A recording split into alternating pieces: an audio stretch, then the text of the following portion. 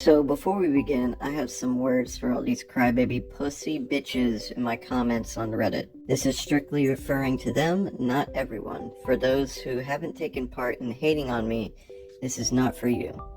So, little cupcake crybaby bitches, kill yourselves. You're a bunch of fat incel fucking losers who are so lacking in their real life that you have to vent that frustration on someone who's actually doing shit with theirs.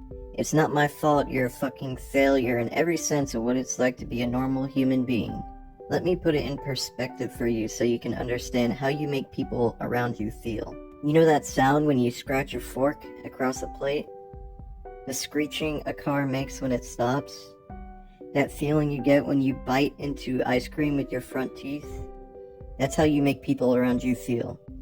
Your existence is literal pain to them. You're a cold spot in every room. Your existence is a burden to everyone and everything around you. Things will never get better. You'll never amount to anything. You'll forever be alone. You'll forever be stuck working at Starbucks or minimum wage. No, that guy or girl giving you looks is not attracted to you. You're imagining it. No one will ever be attracted to you. Stop lying to yourself. You're a faulty product. You're broken. Being broken does not make you special.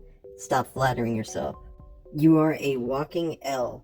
It all started when your mom made the biggest L take when she decided not to abort you.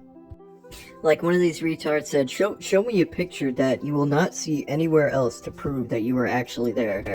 Well, if you actually paid attention to the video, you would have realized there are multiple images in there you will not find anywhere else. You want to know why you won't find them anywhere else? Because I fucking took them. Here's a few examples for you fucking retards. Go ahead, retard. Try and reverse image search this. You won't find shit. It's just always been so fascinating to me how people who have absolutely no comprehension or experience on what they're talking about will try and lecture you or educate you on a subject that they know nothing about. And no matter how much evidence they're shown, they still won't believe you. It's almost like there is this effect that perfectly describes this phenomenon. So yeah, fuck you. You're losers. You have no idea what you're talking about, and you can't do anything about this. Go ahead and try and flag the video. Nothing will happen. You have no power. You can do nothing. Cry about it. Okay, now that that's out of the way, we can begin. So, I realized this time that, hey, since this is sort of a tourist location, I can use real footage of the area. I'm mostly going to be using footage, but for some parts, I'll have to, put a picture I drew up to fully paint the picture. Now, before we hop in, I'd like to clarify a few things. First off, the little crybaby pussies on Reddit have been saying, your source isn't trustworthy. You don't know anything, do you? Oh yeah? You want to know how I know my source is trustworthy? Because I am that fucking source. I am explaining exactly what I saw. I saw it, you didn't. That's how I know what I'm saying is true. Then you got these people saying, you were probably just an extra and were only there for one day. Which is basically saying, wah, I'm a little crybaby pussy brat who's mad I've never been on TV, but you are, wah. I will not be specifying my role, but let me just say I was there for over 4 weeks. I'll let my role be known when the episodes actually release. Now shut the fuck up. Also, it seems like I've been being too cryptic. I was not aware of this. Mostly I was trying to be careful to not say things with certainty in case I was wrong, but I can clarify that right now. In the previous episode, I alluded or said it appeared that Dwight and Sherry died. Keyword appeared. Appeared is an open-ended answer. Looking back now, they survived. I know they survived. This will be explained in the scenes I mentioned. The reason why I thought maybe they died is because the director specifically called it their final stand. Let's begin. This picks up right where we left off in part 2. We're back in front of the structure, squished up in an archway which leads to an opening torn in the netting. The shipping container is directly towards their right. They're all bottlenecked. The stunts are in front, heroes behind, background last. The stunt walkers up front get killed through this tear in the netting in which they were to enter through. Once they are dead, Walkers slowly push forward. Right as they're about to reach the tear in the netting, boom, they all hear a flare go off. It shoots from inside the structure. This is why I know that Sherry and Dwight survived. They slowly turn their heads around where the noise came from. When the walkers' heads reach where the noise came from, they happen to see Madison on top of the shipping container, who's also holding a flare. She screams, "Over here!" Madison hops off the shipping container and starts leading the walkers towards Fort Jackson. That was the end of that night. Next day, it was the same location and also a night shoot. It picks up right where it left off, heading towards Fort Jackson. Fort Jackson is surrounded by a moat and holes in the walls from cannonballs. It's got a lot of history. In this scene, walkers are walking across the bridge towards the giant wooden doors. The bridge is covered with dead walker bodies. Piles of them. The stunt walkers are in front, with the heroes directly behind them, and then the extras. They are pushing up against the gate, trying to get it open. It's creaking loudly. After that, the door breaks open and the stunt walkers are killed. Once the stunt walkers are dead, walkers mill forward but don't actually enter the fort. That was the end of that scene. Walkers enter through the gates inside Fort Jackson, being led by Madison with a flare. There was a camera directly to their right, and one right in front of them. They walk past the first camera, then split in half, going to each side of the main camera. They begin again, and the starting point is where they were placed after passing the main camera. They are still following Madison, who is leading them with a flare. She's heading for this doorway inside of the fort. Once she reaches the doorway, they get as close as possible to the doorway and then cut. That was a wrap for Kim's character, Madison. Wrapped does not mean death, it means the last day of her job. I remember getting back to base camp and passing Madison crying and hugging some crew members. I don't think she dies here, but then again, from my perspective and from what you see, it does not look like it's possible to escape this. The safest answer is that she doesn't die. It doesn't make sense for her to die. I cannot guarantee that, but I don't think she dies. Final day. The final day was the same location, but this time there were stunt walkers, burned walkers, and wetsuit walkers. Our base camp is in the same place, but this time the set is literally right outside base camp. Actually, before we get into the scene, I'm going to play this recording that I have of story time. Voice will be altered. Hi guys, so today, I don't know if you guys should film this because it's the story. This is here, the beginning of the episode, and this is the part where Klaus and Sherman and all the people, it's basically what we did yesterday. Wow.